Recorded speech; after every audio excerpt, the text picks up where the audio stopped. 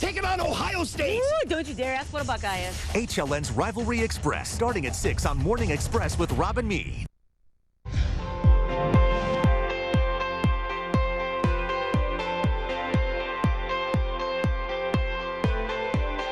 Well, we've shown you this picture over and over again. He's an animal. He was convicted of raping elderly women and children in Canada, and now this convicted sex predator says he's making Seattle his new home. Michael Stanley cut off his prison-issued ankle monitor, crossed the border legally into the U.S. 2 weeks ago. And of course, Canada doesn't want him back, so he's America's problem now. And all Seattle PD can do is wait and watch. Cairo TV actually tracked the predator down. This is what he said. At first, 48-year-old Michael Stanley ran from our camera. Get out of my face.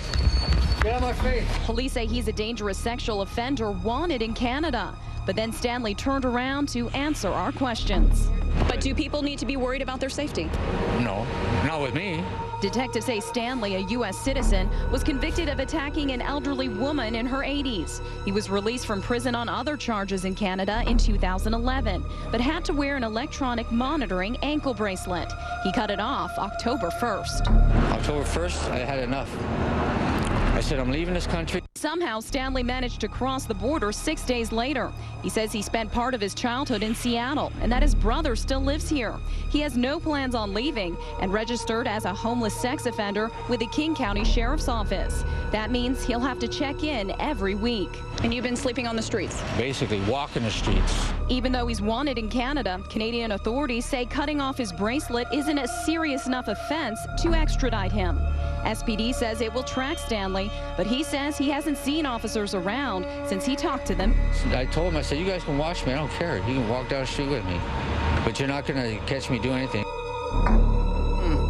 So Michael Stanley says he's just looking for a fresh start in Seattle. But here's the deal. He's 48 years old. He has 48 criminal convictions on his rap sheet.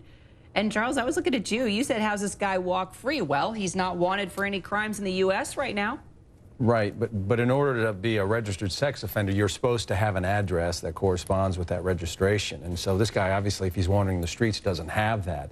I mean, there's all sorts of problems with this. I mean, we got a system here that seems to be broken where you have a watch. This guy's on a national warrant in Canada, and he seems like he'd be a prime target for a Border Patrol interview before he's allowed to come in this country. I mean, listen, this guy he is a sex offender, a rapist. He cuts off his ankle monitor. He just trounces over the border. No one bothers to stop. I mean, does he have a warrant in the system? How can he just walk into Well, then why wasn't he held? And to be homeless, he's like a ticking time bomb walking the street. He should have been all of his crimes in some way relate to violence or some type of sex offense.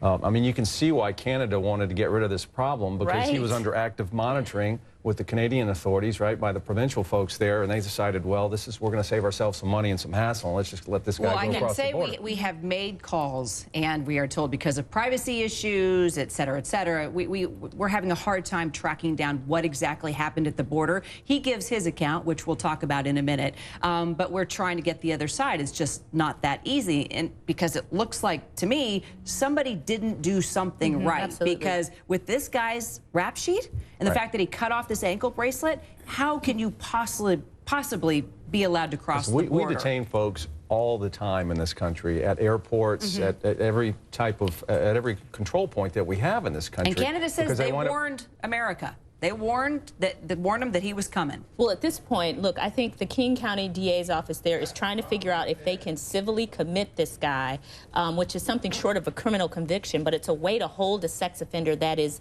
considered to be sexually violent and a predator. But apparently they're waiting on the documentation to come from Canada so they can begin their case. Why does it take so long for Canada to produce records about this guy's criminal history so that law enforcement can do whatever is in their power at this point to protect And if I'm living in citizens? Seattle, is there anything I can do? I mean, this guy's just well, yeah, stay away from him. Right. Stay There away seems from to him. be something gray there because, again, the registration process has to involve, how do you track? I mean, the whole point of registration is to be able to track a potential offender. But he's homeless. He Exactly. doesn't. He So how do doesn't you have a track home. him? So do you put a group home address down? Do you put a shelter address down?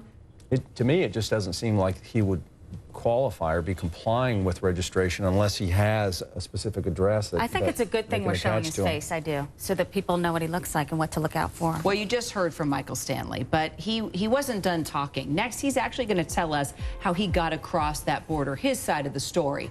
And she's now the face of a worldwide search. Where